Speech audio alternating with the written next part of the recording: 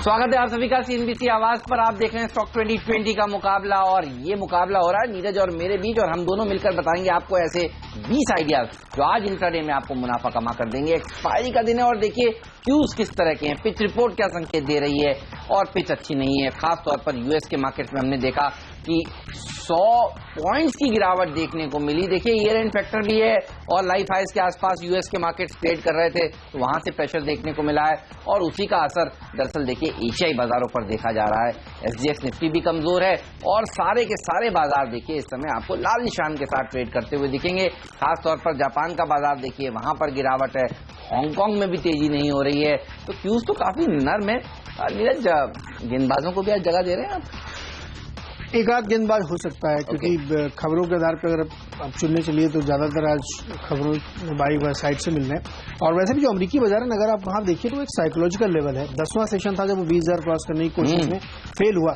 दिक्कत कोई नहीं है बिल्कुल। अगर अमेरिकी बाजारों की उस गिरावट से हम क्यों लेके गिरेंगे तो बिल्कुल ऐसा नहीं है, वहां कोई प्रॉब्लम नहीं है। प्रॉब्लम अपनी होगी, एक्सपायरी है इसलिए मार्केट में उठापटक रहेगी। तो शुरुआत करिए बल्लेबाज के साथ कर रहे हैं। बिल्कुल, आईआरबी इंफ्रा के साथ ही शुरुआत करेंगे। और आपको याद होगा कुछ दिन पहले एक ऑर्डर के लिए इनकी जो है बोली ऑलमोस्ट एक्सेप्टेड थी और उसका फाइनल ऑर्डर इनके हाथ में लग गया, जो प्रोजेक्ट करीब 1530 करोड़ रुपए का एनएचआई से इनको मिला है। तो फाइनल एग्जीक्यूशन ऑर्डर इनके हाथ में लग गया है, जो रोड को बनाने का है। सेक्टर्स को लगता है कि इस खबर चलते स्टॉक में थोड़ी ट्रेडिंग के लिहाज से तेजी आनी चाहिए। 200 रुपए का लक्ष्य होना चाहिए, 184 पे स्टॉक। तो हमें सिलेक्टर्स को लगता है देखिए रियल एस्टेट सेक्टर प्रेशर में रहेगा। एचडीआईएल को गेंदबाजी का दर्जा दिया है।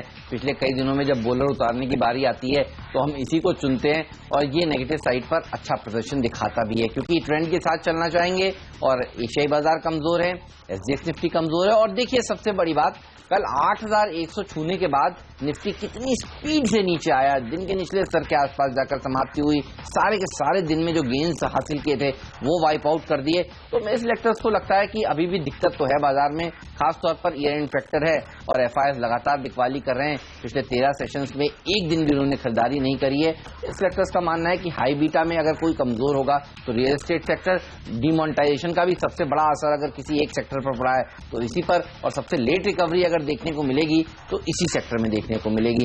इसीलिए 52 के लेवल्स के साथ अप्रोच करें, 56 का स्टॉप लॉस भी जरूर रखें। और आगे अब कुछ बल्लेबाज होने वाले। नीरज, आपका अगला शेयर बताएं।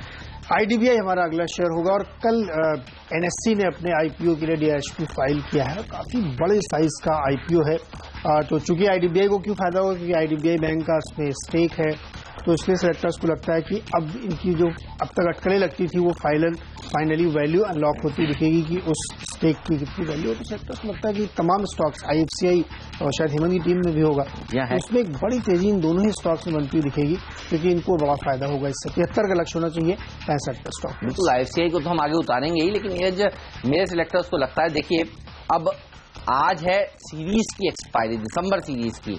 कल है जो डिमोनेटाइजेशन हुआ था उसका आखिरी दिन, तो पुराने नोट की एक्सपायरी आप कह सकते हैं, और उसके बाद साल की एक्सपायरी है। देखिए पुराने नोट की एक्सपायरी के बाद अपेक्षाएं हैं कि सरकार जो है वो बड़ी राहत देने की कोशिश करेगी। उत्तर प्रदेश के चुनाव से पहले एग्री सेक्टर को, नीति आयोग की जो बैठक भी हुई थी देखिए परसों, जिसका जिक्र हमने आपको कल किया, उसमें भी यही समझ में आ रहा है कि इरिगेशन सेक्टर को फायदा होने वाला है। और इसीलिए देखिए कल हमने जैन इरिगेशन को टीम में शामिल किया था, नीरज की टीम में था वो, जैन इरिगेशन का डीवीआर मेरी टीम में था। और आज भी मुझे लगता है शक्ति पंप्स जैसे स्टॉक्स अच्छा प्रदर्शन दिखा सकते हैं। देखिए इरिगेशन से जुड़ी हुआ जो थीम है वो थीम अब से लेकर बजट तक प्ले आउट होता हुआ नजर आएगा। कल आपने देखा ईपीसी इंडस्ट्रीज जो हमारा डिपेंडेबल स्टॉक था, उसमें भी एक जोरदार तेजी 6% की देखने को मिली। आज शक्ति पंप्स में अच्छी रैली देखने को मिल सकती है। अब सीएनबीसी आवाज पर जो कुछ बड़े जानकार आते हैं वो तो स्टॉक पर बुलिश है ही।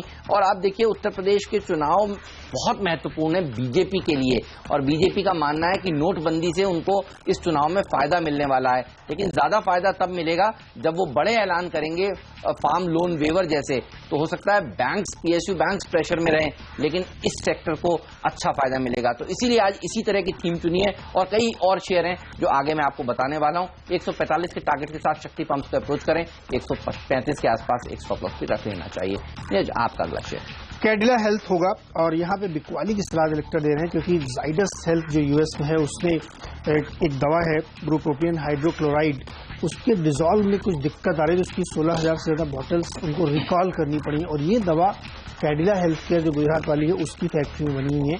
सेक्टर्स को लगता है ये बहुत नेगेटिव। वैसे ही इस कंपनी में यूएसएफडीए के जो ऑब्जर्वेशन है उसके चलते दिक्कत चल रही है, मार्केट भी सपोर्ट नहीं कर रहा है, तो इस खबर चलते स्टॉक में बिकवाली ही बनती है। 335 का लक्ष्य रखिए, 355 पे स्टॉप लॉस। शक्ति पंप्स के बाद एस्कॉर्ट्स एक और ऐसा स्टॉक है जहां पर अच्छी रैली देखने को मिल सकती है। देखिए, ऑटो कंपनियों के बिक्री के आंकड़े तो कमजोर आएंगे, लेकिन टू व्हीलर्स के कमजोर आएंगे और मैं सिलेक्टर्स को लगता है कि अब वो जो बात है वो फैक्टरिंग मोटा मोटी होती हुई नजर आ रही है, क्योंकि देखिए डिमोनेटाइजेशन 8 तारीख को 8 बजे जब ऐलान किया गया प्रधानमंत्री नरेंद्र मोदी जी द्वारा कि पुराने 1000 और 500 के नोट नहीं चलेंगे, उसके बाद से लगातार अगर कोई एक सेक्टर सबसे प्रेशर में था तो ऑटो सेक्टर प्रेशर में था और मुझे लगता है कि काफी कुछ हमने हासिल कर लिया है। अब आंकड़े आने के साथ साथ बॉटम बनते हुए नजर आएंगे, तो अब यहां पर शायद आपको बेचकर नहीं चलना चाहिए। ऐसे स्टॉक्स जिनसे बजट में फायदा देखने को मिलेगा उनमें खरीदारी करनी चाहिए और एग्री सेक्टर के ऊपर सरकार का फोकस होने वाला है। रूरल इकोनॉमी को बूस्ट देने के लिए सरकार कामकाज करने वाली है, मोदी स्टिमुलस आ सकता है, इस तरह की बातें बाजार में चल रही हैं, तो जाहिर सी बात है तेजी का ध्यान रखना चाहिए। एस्कॉर्ट्स में आप सब जानते हैं ट्रैक्टर बनाने का कामकाज करती है, एग्री इक्विपमेंट्स बनाने का कामकाज करती है, साथ ही इसका एक सेगमेंट और भी है जो रेलवे के उपकरण बनाने का कामकाज करती है। तो यहां से लेकर बजट तक यानी 1 फरवरी तक अच्छी रैली देखने को मिल सकती है। जेके टायर अगला स्टॉक होगा और यहाँ पे खरीदारी करिए। खबर इसमें यह है कि कंपनी के बोर्ड ने जो है 1000 करोड़ रुपए जुटाने के लिए मंजूरी दी और ये तरीका एफसीसीबी, एडीआर, जीडीआर या और कोई माध्यम हो सकता है। काफी करेक्शन स्टॉक में ऑलरेडी हुआ है, तो यहाँ पे एक प्राइस स्टेबल रहने की पूरी उम्मीद है और अब फंड रेजिंग करना है तो निश्चित तौर पे प्राइस इससे नीचे नहीं जाने देंगे।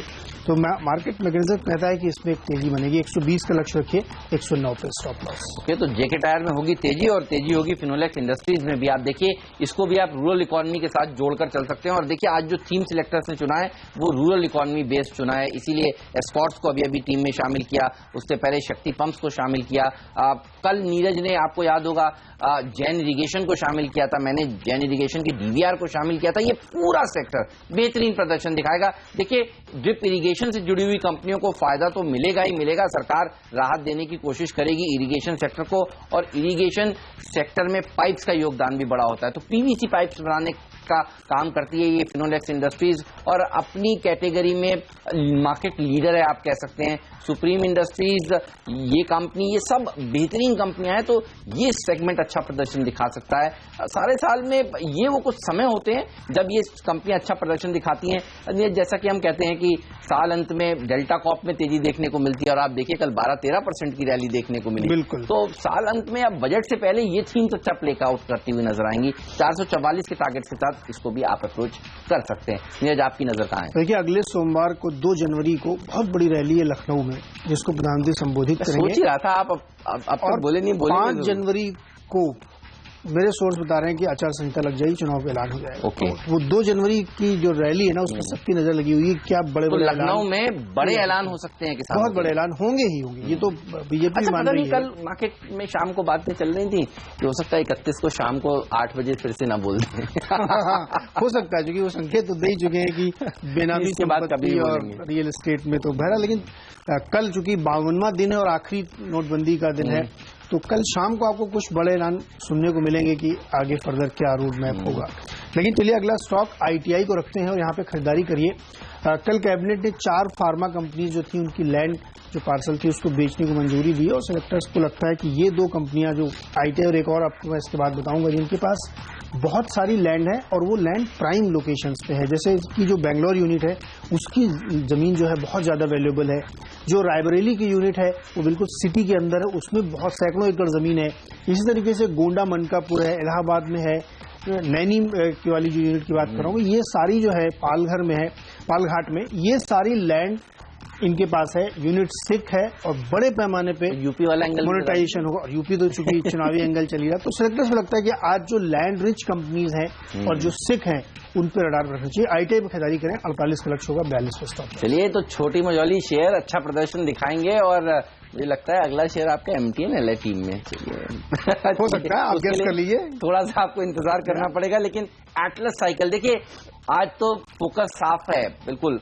रूरल इकोनॉमी को बूस्ट देने के लिए सरकार बड़े कदम उठाएगी। देखिए डीमोनेटाइजेशन में जो लोग लाइन में लगकर खड़े हुए हैं ना, और उसमें ज्यादातर गरीब तबके के लोग हैं, उनको फायदा देने की सरकार कोशिश करेगी और उनको जो दिक्कतें हुई हैं उसको सुलझाने की कोशिश सरकार करेगी। खास तौर पर फोकस रहेगा उत्तर प्रदेश के चुनाव को मद्देनजर रखते हुए। ये बाजार कम से कम मानकर चल रहा है। देखिए 80 सीटें आनी है लोकसभा में, और अगर ये सीटें जीतती है सरकार तो सरकार को आगे रिफॉर्म्स को पास कराने में बड़ी आसानी होगी। और बीजेपी सरकार का ये भी मानना है कि आप देखिए जो नोटबंदी है उससे उनको फायदा होने वाला है। तो अब कुछ एग्जिट पोल्स भी इस तरफ संकेत दे रहे हैं, देखना होगा। बहरहाल ये जो रूरल इकोनॉमी है उसके लिए अगर आपको एक शेयर खरीदना है तो फिर एटलस साइकिल भी हो सकता है। देखिए ये भी बजट के आसपास चलना शुरू करता है। मुझे याद है 2 बजट पहले सरकार ने बाहर से इंपोर्ट होने वाली साइकिलों के ऊपर ड्यूटी लगाई थी, जिसके चलते इस शेयर में एक जबरदस्त रैली देखने को मिली थी। अगर वो सब आता है तो अच्छा, नहीं आता है तो रूरल इकोनॉमी के ऊपर तो ये फोकस अगर सरकार का रहने ही वाला है, उसमें भी ये शेयर अच्छा प्रदर्शन दिखाएगा। 350 के टारगेट के साथ इसको भी आज आप अप्रोच कर सकते हैं। ख्याल में अब वक्त हो गया आज का मिस्टर डिपेंडेबल स्टॉक जानने का। चलिए जानते हैं नीरज का मिस्टर डिपेंडेबल स्टॉक कौन सा है, फिर मैं भी आपको अपना बताऊंगा।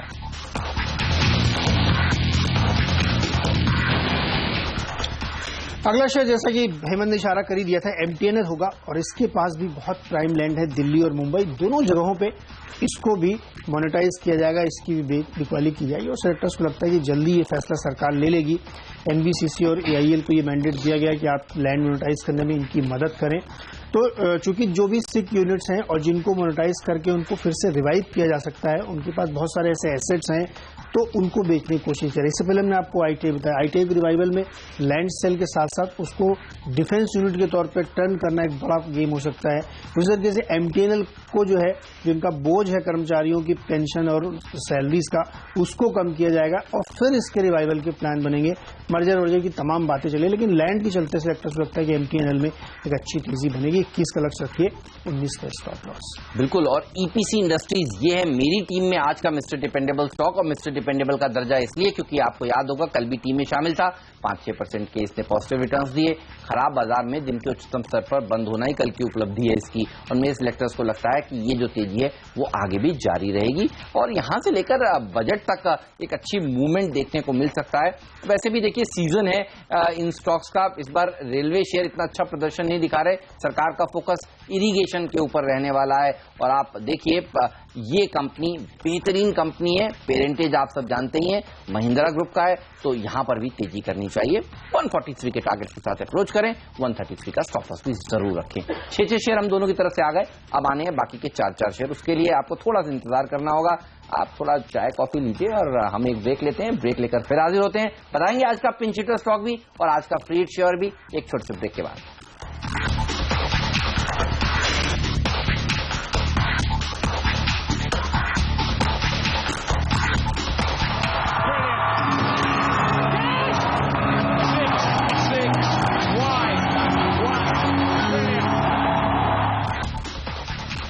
स्वागत है एक बार फिर से आपका स्टॉक 2020 में। 6 शेयर आप देख चुके हैं। चलिए 7वां शेयर बताता हूँ, प्रतिभा इंडस्ट्रीज, और इसमें भी S4 योजना के तहत जो डेट रिस्ट्रक्चरिंग की जाएगी उसमें अपने जो लेंडर्स थे उनको ये शेयर अलॉट करेंगे, तो उसकी वजह से थोड़ी मोमेंटम बनेगी। 13 का लक्ष्य रखिए। गोवा कार्बन भी बता देता हूँ आपको, इस स्टॉक में भी नजर रखिए। इनका जो एक बिलासपुर प्लांट है उसके ऑपरेशन शुरू हो रहे हैं, तो ये एक पॉजिटिव खबर है। 115 का लक्ष्य, 100 का स्टॉक। अच्छा, कल हमारी टीम में भी एक गोवा कार्बन शामिल था, अच्छा प्रदर्शन दिखा रहा था। 13 तारीख को उसके नतीजे आने वाले हैं। जनरली मैंने देखा है नतीजों से पहले अच्छी रैली दिखाता है, तो आज आपके बढ़िया रैली बननी चाहिए। बिल्कुल बिल्कुल, तो मैं सोच रहा हूँ कैप्टन चॉइस इसको दूंगा। लेकिन बहरहाल हिंडाल्को और वेदांता ये 2 ऐसे स्टॉक्स हैं जहां पर बिकवाली करने की राय है।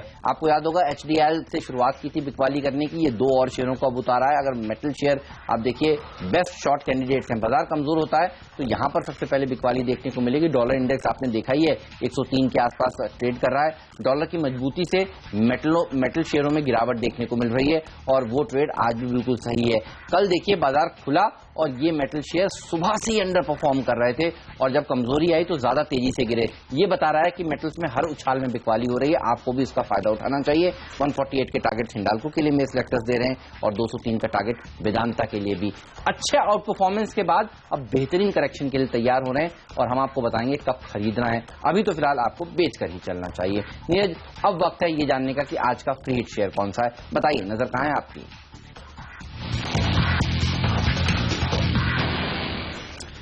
जीएमसी प्रोजेक्ट्स होगा फ्री हिट शेयर और इनको इस खबर पे लिया है कि 1457 करोड़ रुपए के ऑर्डर्स मिले हैं। सेक्टर्स को लगता है काफी साइज में बड़े ऑर्डर्स है, जैसा कि हम लगातार कह रहे हैं कि छोटी छोटी कंपनियों को काफी बड़े ऑर्डर्स मिल रहे हैं, तो इस खबर के चलते इसमें एक तेजी बन सकती है। जीएमसी प्रोजेक्ट्स में खरीदारी की सलाह होगी। 223 के आसपास का लक्ष्य रखते हुए लॉन्ग पोजीशन बनाए, 202 पे स्टॉप कर सकते हैं। और रिलायंस डिफेंस होगा मेरा फ्री हिट शेयर। और आप देखिए, पहले भी हमारी टीम में शामिल रह के अच्छा प्रदर्शन दिखा चुका है और सबको जो अगला बड़ा ट्रिगर है जिसकी अपेक्षा है वो है बजट है 1 फरवरी को। बजट से पहले डिफेंस शेयर अच्छा प्रदर्शन दिखाएंगे और किसी एक डिफेंस कंपनी में अगर कोई बड़ा फंड खरीदारी लगातार कर रहा है तो वो फिर रिलायंस डिफेंस में है और वो मॉर्गन स्टैनली देखिए लगातार खरीदारी करता हुआ 54 रुपए में उन्होंने हाल ही में शेयर खरीदे हैं। कल इसकी रिपोर्टिंग हुई है तो आज एक अच्छी रैली देखने को मिल सकती है। 57-58 तक के लेवल्स देखे जा सकते हैं। 54 का स्टॉप लॉस पे आपको रख लेना चाहिए। तो ये है मेरा फ्री हिट स्टॉक। लेकिन अब बारी है आज हम दोनों के पिंच हिटर स्टॉक कौन से हैं ये जानने की। नीरज, बताइए कहां नजर है?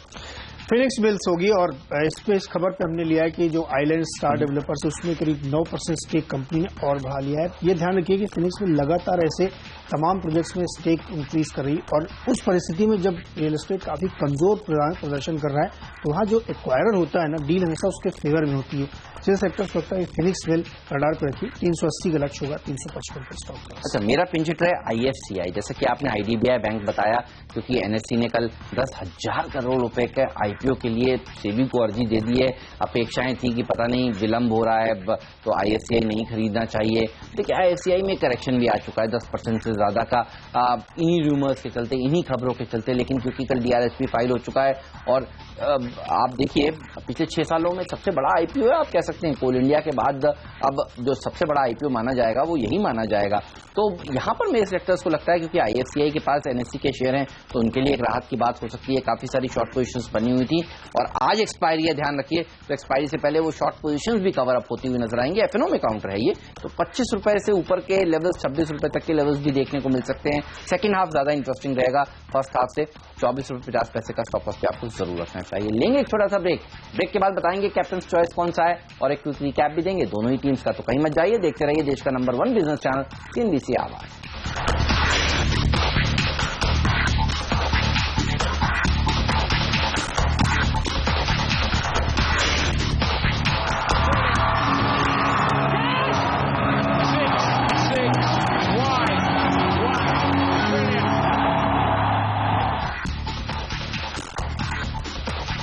स्वागत है आपका एक बार फिर से। और 10 की पूरी टीम हम लोग पेश कर चुके हैं। मेरी टीम पे जल्दी से नजर डालते हैं यहाँ पे कि 10 की किस तरह का स्टॉक बना है। एक यहाँ पे कैडिला हेल्थ शॉर्ट का। हेमंत, कोई स्टॉक आपको पसंद? बिल्कुल, बल्लेबाज पसंद है आपका और मिस्टर डिपेंडेबल पसंद है। MTNL अच्छी तेजी दिखाएगा। 2 दिन पहले हमारी टीम में शामिल था और पहले भी आपकी टीम में और हमारी दोनों की टीम में शामिल रह के अच्छा प्रदर्शन दिखा चुका है। लैंड बैंक तो देखिए बिकेगी, सरकार इसको रिवाइव करने की कोशिश कर रही है, जैसे कि दूसरी 6 PSU कंपनियों को सरकार रिवाइव करने की कोशिश में लगातार जुटी हुई है। तो ये होगा मेरा कैप्टन चॉइस। मेरी टीम पर नजर डालिए। नीरज, आपको क्या पसंद है? IFCI और जो वैल्यू अनलॉकिंग होनी, जो पैसे इनको इनके जेब में बनेंगे NSE के IPO के बाद, वो सेलेक्टर्स को लगता है पॉजिटिव और निश्चित तौर पे इसमें खरीदारी करनी चाहिए। और जो लक्ष्य आप दे रहे हैं, मुझे लगता है कि FNO में होने के बावजूद कम से कम 10% की आज ये भले ही ओपनिंग में रैली देनी चाहिए। तो IFCI डेफिनेटली कैप्टन चॉइस होगा। पूरी टीम पे जल्दी से नजर डालते हैं। यहाँ पे एक स्टॉक सेलेक्टर्स ने मेरी टीम में जो चुना है बिकवाली वाला, वो है Cadila health care. Cadila health care हमने इसलिए बिकवाली चुना क्योंकि इनकी बनी हुई दवा को US में रिकॉल किया गया। IRB इंफ्रा ऑर्डर है। IDBI बैंक में भी वही स्टोरी है कि NSE से IPO को इनको फायदा हो क्योंकि इनके स्टेक है। JK टायर फंड रेजिंग के प्लान है। ITI और MTNL दोनों की ही लैंड बेचने की तैयारी है। कैबिनेट अप्रूवल का इंतजार है। प्रतिभा इंडस्ट्रीज अपने लेंडर्स को इक्विटी दे रहा है। गोवा कार्बन ने अपना प्लांट फिर से चला लिया है जो मध्य प्रदेश में बन रहा था। वहीं GMC प्रोजेक्ट को करीब 1450 करोड़ के नए ऑर्डर्स मिले और फिनिक्स मिल ने एक नई यूनिट में स्टेक बढ़ाया अपना 9% करीब, तो यहाँ पे एक तेजी मिल सकती है। राइट, और मेरी टीम पर नजर डालिए।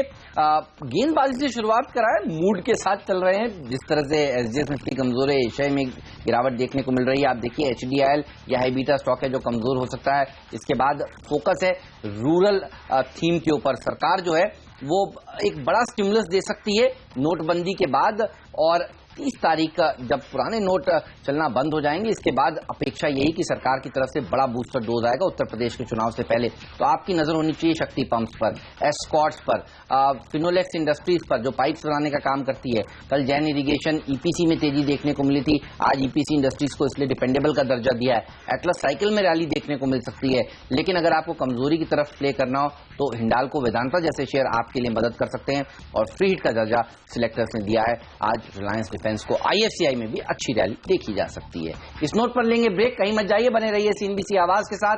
ब्रेक के बाद एक्सपर्ट का दमदार पैनल हमारे साथ जुड़ेगा जो बनाएगा एक्सपायरी के दिन आपकी ट्रेडिंग रणनीति। एक ब्रेक लेकर अभी हाजिर होते हैं।